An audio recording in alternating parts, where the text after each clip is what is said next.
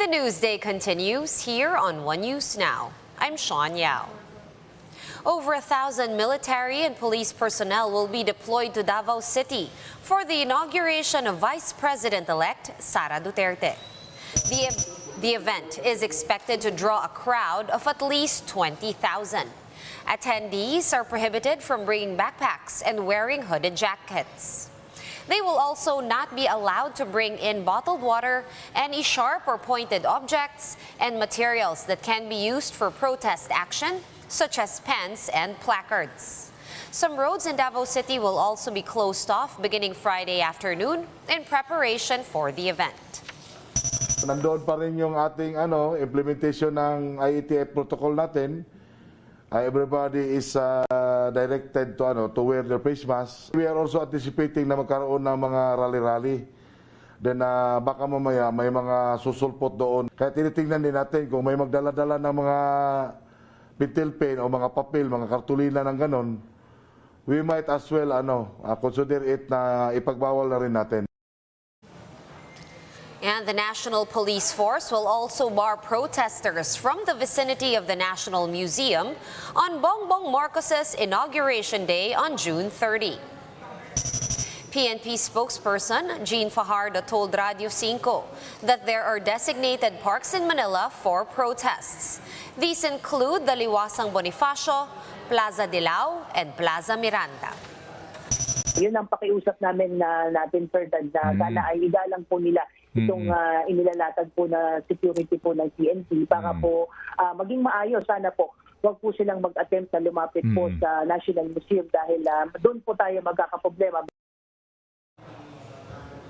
And former COMELEC Commissioner Rowena Guanzon is still gunning for a congressional seat as she accepts to be the first nominee for P3 PWD party list. COMELEC acting spokesperson Rex Laudianco said the party list submitted 5 new nominees, including Guanzon, after the initial set of nominees resigned. However, Laudianco said the COMELEC Bank will still deliberate on whether to allow the substitution, as the deadline for substitution ended in November of last year. The P3 PWD party list won 1 seat in Congress in the May polls. We'll be back with more stories after this quick break. Keep it here on One News.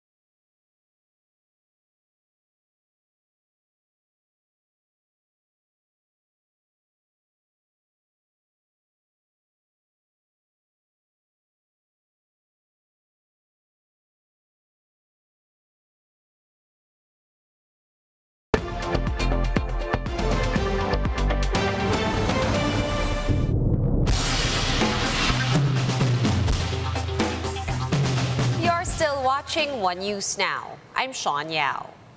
Canadian Prime Minister Justin Trudeau has tested positive for COVID-19. Trudeau says he is feeling fine and isolating in Ottawa after contracting COVID for the second time in 5 months. Last week, Trudeau met with U.S. President Joe Biden at the Summit of the Americas to discuss different issues, including immigration.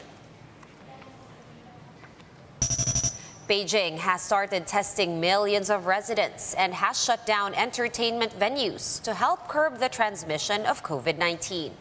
Over 3.5 million residents of the Chaoyang district were swab tested, as nearly 200 COVID cases were linked to the Chaoyang Heaven supermarket bar. About 10,000 close contacts of the bar's patrons have been identified and put under lockdown.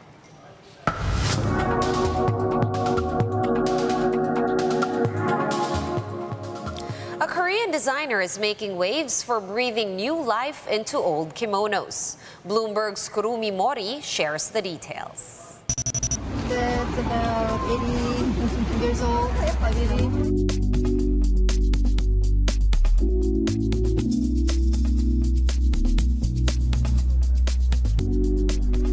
Korean designer Dooney Park buys used kimonos and fabric in Japan and upcycles them into her modern wear designs, such as jackets, jumpsuits, and scarves.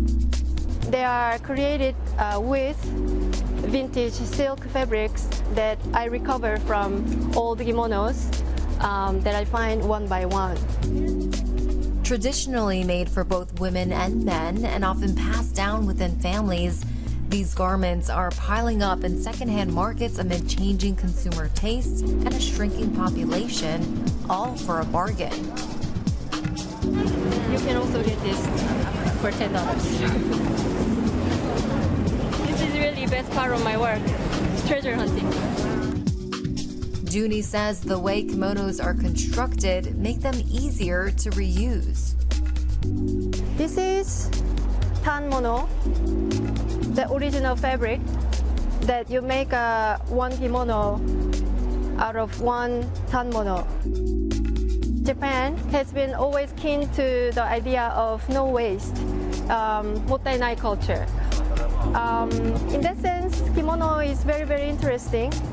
The shape of the kimono hasn't been changed much. It's always simple and boxy, rectangular shape.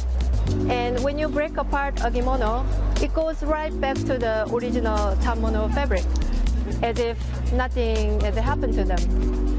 Now, that's the ultimate manifestation of sustainability design. Dooney is at the forefront of a circular economy movement that extends the life of products and materials by repurposing them. Her approach limits the climate impact of fashion and extends the life of vintage Japanese fabrics.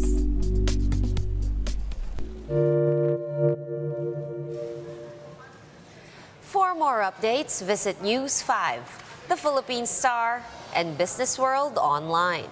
Visit our website, onenews.ph, for more in-depth analysis. You can also catch One News on Signal Play. Register for a free account at www.signalplay.com and stream One News Live anytime, anywhere. Masks on, wash hands, and stay safe, Philippines. I am Sean Yao. We are One News.